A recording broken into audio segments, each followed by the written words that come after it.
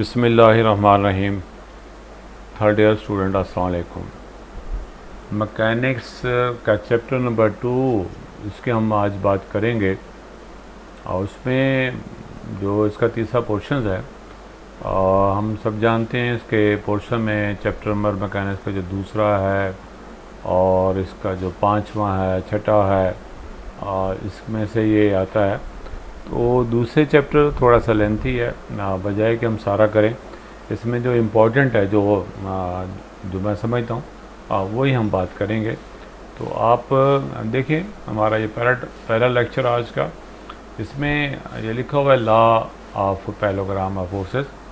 ये हमने FSc classes में पहले पढ़ रखा है कि हमें बताया जा रहा है कि if two forces acting at A point, ये फोर्स P1 जा रही है, ये फोर्स P2 जा रही है, ये पॉइंट O पे एक्ट कर रही है। रिप्रेजेंटेड मैग्नीट्यूड एंड डायरेक्शन, इसकी मैग्नीट्यूड भी दे रखी है, इसकी डायरेक्शन भी दे रखी है by the side of the parallelogram drawn from the point. हमने आपके पास पैरेललोग्राम की साइड के लिहाज से ये एक फोर्स P1 है, एक पॉइंट, एक फोर्स हमारे पास P2 है। तो there resultant is represented in magnitude and direction. इसका जो रिजल्टेंट मालूम करना चाह रहे हैं किसकी मदद से, पैरेललोग्राम की मदद से। तो उसके लिए जो इसका रिजल्टेंट है वो हमें डायगोनल, हमें जो इसका होगा पैरेललोग्राम का जो डायगोनल होगा, आप देखिएगा इस फोर्स को हमने इसके इक्वल और इस फोर्स को हमने इसको बना दिया और ये हमारे पास हमने पैरेललोग्राम बना दी।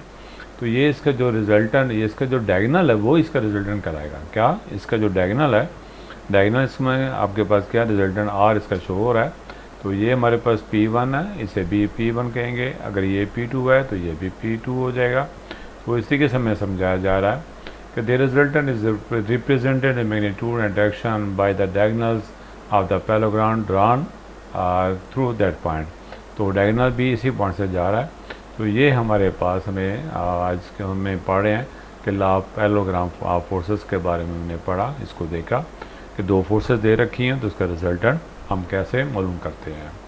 आगे हमने देखा law of triangle of forces, हमें फोर्सेस दे रखी हूँ तो ट्राइंगल बनाकर हमने इसको कैसे हमने इसका रिजल्ट मालूम करना है। तो कंकरेंट फोर्सेस हमारे पास हमें अगर दे रखी होती हैं, if two concurrent forces are represented in magnitude and direction by two sides of triangle, हमारे पास ये कंकरेंट फोर्सेस P1 और P2 है। कंकरेंट फोर्सेस जो एक ही पॉइंट से पास हो रही हूँ, एक ही पॉइंट से आ रही हूँ। तो एक फोर्स P1 इसको उठा के हमने यही डायरेक्शन दे दी है, यही मैग्नीट्यूड दे दी है और ये हमने इसको मिला दिया है आपके पास in magnitude and direction by two sides of the triangle taken in order. यानी इसी तरतीब से हमारे पास ये P1 इसके इक्वल और उसके बाद P2 आपके पास तरतीब के लिहाज से taken in order. The resultant is represented in magnitude and direction by the third side. Triangle की जो तीसरी साइड है वो इसका रिजल्टेंट हमारे पास आ जाता है। हमने पहले पैरेललोग्राम के लॉ के ज़रिए से देखा कि रिजल्टेंट कैसे मालूम करते हैं। अब हमने ट्राइंगल ऑफ फोर्सेस के लिहाज से हम देख रहे हैं कि उसके हम रिजल्टेंट कैसे मालूम करते हैं। रिजल्टेंट हमारे पास है इसकी ट्राइंगल बनाने से जो तीसरी साइड आती है उससे हमारे पास वो हमें हासिल होता है। अब triangle taken in opposite order, हमारे पास इसकी जो डायरेक्शन है आपके पास अपोजिट हो जाती है। ये इसकी डायरेक्शन और ये इसकी डायरेक्शन, ये इसका रिजल्टेंट हमारे पास आप जाते हैं हेड एंड टेल रूल के मुताबिक। और रिजल्टेंट का जो इनिशियल पॉइंट फर्स्ट वेक्टर के इनिशियल पॉइंट के साथ और रिजल्टेंट का जो हेड है वो आखिरी वेक्टर के हेड की जानिब होता है। आगे हम बात करने लगे हैं law of polygon of forces. अब पहले हमने इसकी बात की है पैरेललोग्राम की और फिर हमने ट्राइंगल की। अब हमने बात करने लगे हैं पॉलीगॉन ऑफ फोर्सेस, यानी दो या दो से ज़्यादा फोर्स अगर हमारे पास एक्ट कर रही हों और वो कंकरेंट हो। कंकरेंट का मतलब बताया है कि एक ही पॉइंट से जब वो फोर्सेस जाती हैं। तो हमने ये पिछली क्लासेस में हमने इसको पढ़ चुके हैं। तो हमारे पास ये मुख्तलिफ फोर्सेस हैं, हमने डायरेक्शन भी वही देनी है, हमने इसकी मैग्नीट्यूड भी देनी है। ये पहली फोर्स थी, इसकी यही डायरेक्शन थी। दूसरी फोर्स हमने P2 हमने ये रख दिया। अगर आप देखिएगा ये P2 ये P3 इन तमाम की डायरेक्शन हमने ये दे दी है। P4 की डायरेक्शन हमने ये दे दी है, वही मैग्नीट्यूड रखी है और ये हमारा रिजल्ट आ जाता है। तो यही हमें समझा रहा है if number of concurrent forces are represented in magnitude and direction by the sides of polygon. ये सारी के सारी हमने साइड बन गई पॉलीगॉन की, टेकन इन ऑर्डर तरतीब के लिहाज से। ये पहली फर्स्ट फोर्स है, फिर सेकंड फोर्स है, फिर थर्ड फोर्स है, और आपके पास their resultant is represented in magnitude and direction by the closing side of polygon. ये पॉलीगॉन हमारे पास कैसे होती है, ये वाली साइड इसको क्लोज करके हम इसको पॉलीगॉन हमें हासिल हो जाती है। ये जो क्लोजिंग साइड है ये हमारे पास क्या रिजल्टेंट कहलाएगा। आगे हम बात करने लगे हैं कैरेक्टरिस्टिक ऑफ ए फोर्सेस। हमारे पास ये किस फोर्सेस हमारे पास, एक फोर्स हमारे किन चीज़ों पे डिपेंड करती है। Effect of a force depends upon, बल्कि कैरेक्टरिस्टिक ऑफ ए फोर्सेस की बात हो रही है कि फोर्सेस के कैरेक्टरिस्टिक क्या हैं। नंबर 1 कि फोर्स की मैग्नीट्यूड का हमें पता होना चाहिए, हमें फोर्स की डायरेक्शन का पता होना चाहिए, और फोर्स की जो एप्लीकेशन है किस पॉइंट पे अप्लाई हो रही है, उसकी पोजीशन क्या है। इसी को कहते हैं कैरेक्टरिस्टिक ऑफ ए फोर्स, इसको कहते हैं कि फोर्स की मैग्नीट्यूड कितनी है, 10 न्यूटन है, 20 न्यूटन है, इसकी डायरेक्शन क्या है, और इसकी जो एप्लीकेशन जो हमारे पास है पॉइंट की वो क्या है, यानी इसकी पोजीशन क्या है।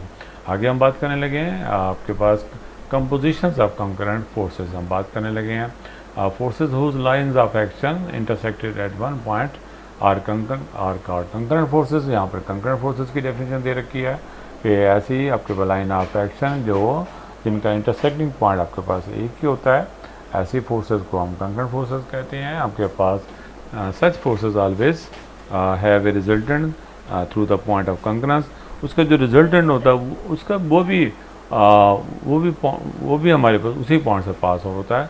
This resultant can be found either bye geometrically और बाय एनालिटिकली। हम उसको ज्योमेट्रिकली भी और एनालिटिकली किसी भी तरीके से हम उसको हल करके दे सकते हैं, मालूम करके दे सकते हैं। अब हमें दे रखा है ये सबसे इम्पॉर्टेंट टॉपिक, हमारा आज का टॉपिक हमारे पास आप ज़रा समझिएगा, इम्पॉर्टेंट है। टू कंकरेंट फोर्सेस हमारे पास हमें अगर दे रखी होती हैं तो हमने उसकी डायरेक्शन कैसे मालूम करनी है, उसकी हमने मैग्नीट्यूड कैसे मालूम करनी है, ये हमारा आज का टॉपिक है। Determine the resultant of two concurrent forces P and Q inclined at angle alpha. हमारे पास दो फोर्सेस दे रखी हैं फर्स्ट के हमारे पास एक फोर्स P है, एक फोर्स Q है, इनके दरमियान में एंगल अल्फ़ा है, इनके दरमियान में एंगल ये वाला आपका अल्फ़ा है। हमने रिजल्टेंट मालूम करके देना है इन दो कंकरेंट फोर्सेस का। कंकरेंट फोर्सेस यानी आपके पास इनका कंकरेंट फोर्सेस यानी ये पॉइंट ऑफ इंटरसेक्शन हमारे पास जो है वो कॉमन है, पॉइंट 8 है, और ये एंगल अल्फ़ा बना रहा है। तो इसको ज़रा समझिएगा कि हमने आपके सामने ए बी को हम फोर्स P का नाम दे देते हैं, और ए डी को हम फोर्स Q का नाम दे देते हैं। हम कंप्लीट कर लेते हैं पैराग्राम हमारे पास कैसे, ए बी और डी सी पैरेलल ले लेते हैं और सेम मैग्नीट्यूड ले लेते हैं, और ए डी और बी सी हम सेम आपके पास डायरेक्शन में ले लेते हैं, और सेम ही हम मैग्नीट्यूड ले लेते हैं। इसको मिलाने से हमारे पास पैरेललोग्राम हासिल हो जाती है। पैरेललोग्राम का मतलब अपोजिट साइड हमारे पास पैरेलल आ जाती हैं। और फिर हमारे पास इसके बाद अगर हम देखें, गौर से देखिएगा, आपके पास ये P हो गया और ये Q हो गया, ये हमारा Q हो गया जैसे हमने पैरेललोग्राम लॉ हमने पढ़ा था तो इसका रिजल्टेंट हमारे पास किसके इक्वल आएगा, ये हमारा P, ये हमारे पास Q। हम इसको लिख सकते हैं ए बी प्लस आपके पास ए डी। ये दो फोर्सेस हैं, एक P है एक Q है। इस P और Q का जो सम है उसका रिजल्टेंट हम मालूम करने लगे हैं, उसको हमने ए बी और ए डी लिख दिया है। हम ए डी की बजाय हम बी सी लिख सकते हैं क्योंकि इसकी डायरेक्शन भी सेम है और इसकी मैग्नीट्यूड भी सेम है।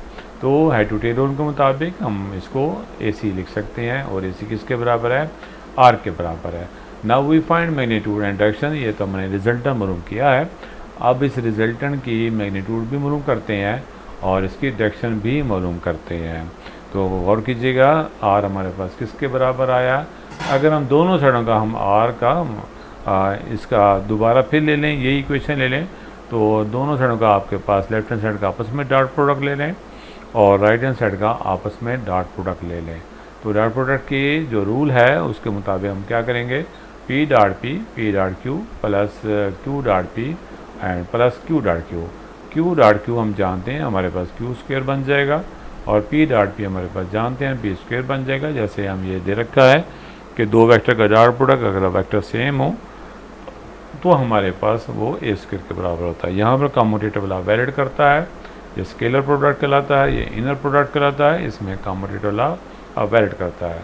हम पी डॉट क्यू हम क्यू डॉट पी को पी डॉट क्यू भी लिख सकते हैं, ये हम जानते हैं।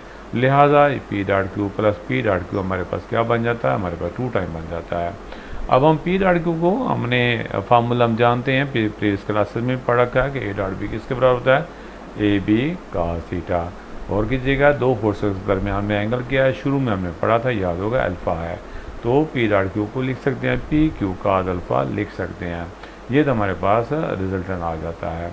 अब हम इसके बारे में इसकी मॉडिफिकेशन पढ़ते हैं कि मैक्सिमम कब होगा, जब ये काज की वैल्यू आपके पास पॉजिटिव में होगी तो आपके पास ये मैक्सिमम वैल्यू हो जाएगी। ये वैल्यू यहाँ आपके पास क्यू काज अल्फ़ा की वैल्यू मैक्सिमम 1 होती है और कम से कम वैल्यू इसकी -1 होती है। अगर हम इसकी जगह पे 1/2 पुट करवाएं या आपके पास -1/2 पुट करवाएं, कुछ भी पुट करवाएं, या आपके पास √3/2 पुट कराएं, यानी 1 ही पुट कराएंगे तो ये आंसर मैक्सिमम आएगा। इसलिए कहते हैं कि काज अल्फ़ा 1 होगा तो ये आर की वैल्यू मैक्सिमम आएगी। यानी अल्फ़ा हमारे पास काज अल्फ़ा 1 कब होगा, जब अल्फ़ा 0 होगा, जब दोनों फोर्सेस की जो डायरेक्शन है वो सेम होगी, दोनों फोर्सेस एक ही पॉइंट पे एक्ट कर रही हैं, एक ही उनकी डायरेक्शन है, तो उस वक्त वो हमारे पास उसकी मैग्नीट्यूड जो होगी रिजल्टेंट की वो मैक्सिमम होगी। और इस तरीके से हमारे पास हम इसको लिख सकते हैं, हमारे पास काज अल्फ़ा की जगह पे 1 आ गया तो ये फार्मूला बन जाता है P square plus Q square plus 2pq, ये square of P plus Q कहलाता है। तो इसके रूल लेने से हमारे पास जैसे ये हमारे पास आ जाता है, तो हमें बताया जा रहा है, समझाया जा रहा है कि आपके पास दो फोर्सेज जब एक्ट करती हैं तो इसका रिजल्टेंट मैक्सिमम कब होता है, जब दोनों मिलकर पी प्लस क्यू की फॉर्म में ये बात करती है। तो हाँ, उसको बिठा दो। हमारे पास क्या है, आर मिनिमम हमारे पास क्या होगा, आपके पास काज अल्फ़ा की वैल्यू आपके पास जब आपके पास -1 आएगी, तो आपके पास यहाँ पर काज अल्फ़ा -1 कैसे होगा, 180 होगा। तो आपके पास 180 कब होता है, जब अपोजिट डायरेक्शन में फोर्स एक्ट करती हैं। क्या कहा, जब अपोजिट डायरेक्शन में फोर्स एक्ट करती हैं तो उस वक्त आपके पास रिजल्टेंट मिनिमम होगा। तो यहाँ पर हमने -1 पुट कराने से ये वैल्यू हमारे पास मिनिमम आएगी, हमें समझाया जा रहा है। अब हम इसके डायरेक्शन की बात करने लगे हैं। डायरेक्शन हमारे पास हम फर्स्ट कर रहे थे एंगल थीटा है, और रिजल्टेंट हमारे पास जो कि फोर्स पी के साइड ऐड कर रहा है, और हमने को परपेंडिकुलर ड्रा कर लेते हैं, आपके पास सी ई ऑन ए बी पे ड्रा कर लेते हैं। दोबारा डायग्राम पे आइएगा, क्या कहा, ये एंगल थीटा ले रहे हैं, ये हमारा रिजल्टेंट है आर, ये हमारा रिजल्टेंट आर है, ये फोर्स पी के साथ एंगल थीटा बना रहा है, एंगल थीटा बना रहा है। और यहाँ हमने सी ई जो है हमने परपेंडिकुलर ड्रा कर रहे हैं, क्या कर रहे हैं हम, परपेंडिकुलर ड्रा कर रहे हैं, किसके ऊपर, ए बी पर। यही बात यहाँ पर हमें समझाई जा रही है कि एंगल थीटा हमने क्या लिया है, एंगल थीटा हमने लिया है हमारे पास जो कि आर जो रिजल्टेंट फोर्स पी के साइड ऐड कर रहा है, और एक हमने परपेंडिकुलर सी ए बी पर लिया है। उस डायग्राम को ज़रा गौर से देखिएगा। साइन अल्फ़ा कैसे मालूम करेंगे, परपेंडिकुलर ओवर हाइपोटेन्यूज को कहते हैं। परपेंडिकुलर हमारे पास सी से ई परपेंडिकुलर है, और उसके सामने वाली साइड जो है बी सी, वो हमारे पास हाइपोटेन्यूज कहलाती है। और काज अल्फ़ा को देखें, बी से ई ये हमारी बेस कहलाती है, और बी सी हमारे पास सामने वाली हाइपोटेन्यूज कहलाती है। आइए हम डायग्राम पे चलते हैं, आपको मैं समझाना चाह रहा हूँ। ये हमारे पास इस राइट एंगल ट्राइंगल में गौर से देखें, ये सी ई परपेंडिकुलर बनती है, एंगल के सामने वाली साइड परपेंडिकुलर, और एंगल 90 डिग्री के सामने वाली ये हाइपोटेन्यूज सी, और हमारे पास बी, बी सी हमारे पास हाइपोटेन्यूज बन गई। जब हमने साइन अल्फ़ा मालूम करना है, साइन अल्फ़ा मालूम करना होगा, हम कहेंगे C E over C B, sine alpha C E over C B. जब हम काज अल्फ़ा की बात करेंगे, हम कहेंगे B E over C B. तो दोबारा उसी पे हम पॉइंट पे चलते हैं, हमारे पास आइएगा, इस पेज पे चलते हैं कि हमारे पास हमने सी ई ओवर बी सी, और काज अल्फ़ा को हमने ये लिख दिया। तो बी सी हमारे पास क्या है, बी से सी हमारे पास वो आपके पास फोर्स क्यू है, और हमने इस तरीके से इसको भी हमने ऐसे लिख दिया, क्रॉस मल्टीप्लाई कर लेते हैं। मकसद ये है कि हमने यहाँ से सी ई की वैल्यू मालूम कर ली है, और यहाँ से हमने बी ई की वैल्यू मालूम कर ली। क्या कहा, सी ई की वैल्यू मालूम कर ली है, बी ई की। अब हमने याद होगा एंगल हमने मालूम करना था, हमारे पास थीटा मालूम करना है, उसकी खातिर हम ये हम बात करने जा रहे हैं। तो आपके पास क्या बात करने जा रहे हैं कि आपके पास ए से ई, दोबारा मुझे डायग्राम पे जाना पड़ेगा, अगर आप अलग से डायग्राम बना कर देते तो ए से बी प्लस बी से, ए से बी याद होगा वो पी फोर्स है, और बी से ई हमारे पास हाँ हमारे पास क्या है, क्यू काद अल्फा आई है, ये हमारे पास आई है, और उसके सामने वाली साइड हमारे पास क्यू साइन अल्फा आई है। तो हम इसको टेन थीटा मालूम करना चाह रहे हैं। थीटा क्या था हमारे पास, वो फोर्स है, जो कि फोर्स आपके पास पी जो रिजल्टेंट आ रहा है, याद होगा फोर्स पी के साथ एंगल हमारे पास जो बना रहा है हमारे पास, जो रिजल्टेंट है वो फोर्स पी के साथ एंगल थीटा आ रहा है उसमें। तो टेन थीटा हमारे पास किसके इक्वल होगा, वो हमारे पास सामने वाली साइड और ई सी ओवर ए ई के बराबर। ई सी की वैल्यू को हमने मालूम कर लिया क्यू साइन थीटा, और ए से ई को हमने मालूम कर लिया पी प्लस क्यू काज अल्फा। तो अब आपके सामने हमने इसकी ये हमने मैग्नीट्यूड मालूम कर ली है। इससे पहले हमारे पास हमने इसकी रिजल्टेंट की आपके पास ये इसकी डायरेक्शन मालूम की थी हमारे पास। इसकी हमने बात की थी आपके सामने, सॉरी ये मैग्नीट्यूड की बात की है, और यहाँ पे हमने इसकी डायरेक्शन की बात की है कि आपके पास रिजल्टेंट का जो डायरेक्शन है वो क्या है, हमारे पास tan theta perpendicular over base के बराबर है। एक आज का आखिरी टॉपिक हमारे पास ये फोर्सेस हमें दे रखी हैं, आप समझिएगा। ये हमारे पास एक्स एक्सिस है, ये हमारा वाई एक्सिस है, ये हमारे पास जेड एक्सिस है। हमारे पास तीन प्लेन बनते हैं हमारे पास, X Y plane, Y Z plane, और ये हमारे पास एक्स जेड प्लेन बनता है।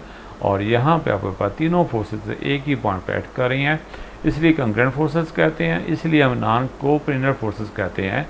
चूँकि हमारे पास ये डिफरेंट प्लेन बने, एक ये प्लेन है जिसको हम कहते हैं आपके पास एक्स वाई प्लेन का नाम देते हैं, और ये हमारे पास वाई और ये जेड एक्सिस प्लेन है, ये हमारा जेड और एक्स प्लेन है।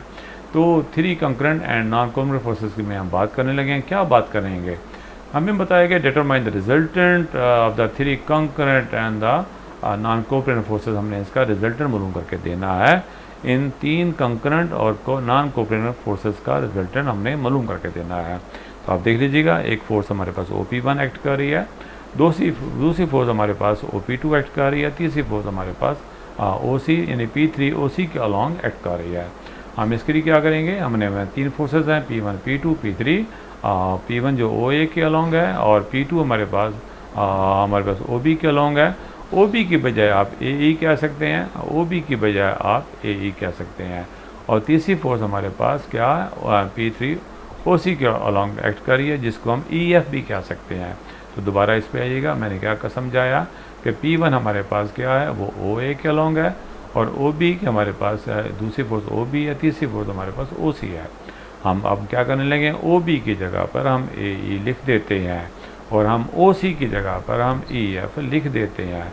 ऐसा करने से सबसे पहले इन दो फोर्सेस का रिजल्टेंट ले लेते हैं। कौन सी दो फोर्स है, एक ये फोर्स हो गई, एक ये फोर्स है। ये कौन सी फोर्स है, P1, ये कौन सी फोर्स है, P2। OE इसका रिजल्टेंट है, OE इसका क्या आ जाएगा, रिजल्टेंट आ जाएगा किसका, इन दो फोर्सेस का रिजल्टेंट आ गया, इन दो फोर्सेस का रिजल्टेंट OE आ गया, प्लस EF हमारे पास तीसरी फोर्स हो गई। अब हम फिर दोबारा करते हैं, हमारे पास ये OE है, और ये हमारे पास EF है। इसका जो रिजल्टेंट है वो हमारा OF बनेगा। क्या बनेगा, OF बनेगा, और OF हमारे पास क्या है, आ रहा है। यही आज का हमारा टॉपिक है। इंशाल्लाह जो है नेक्स्ट आर्टिकल इंशाल्लाह हम कल बात करेंगे। Thanks so much. अस्सलाम वालेकुम।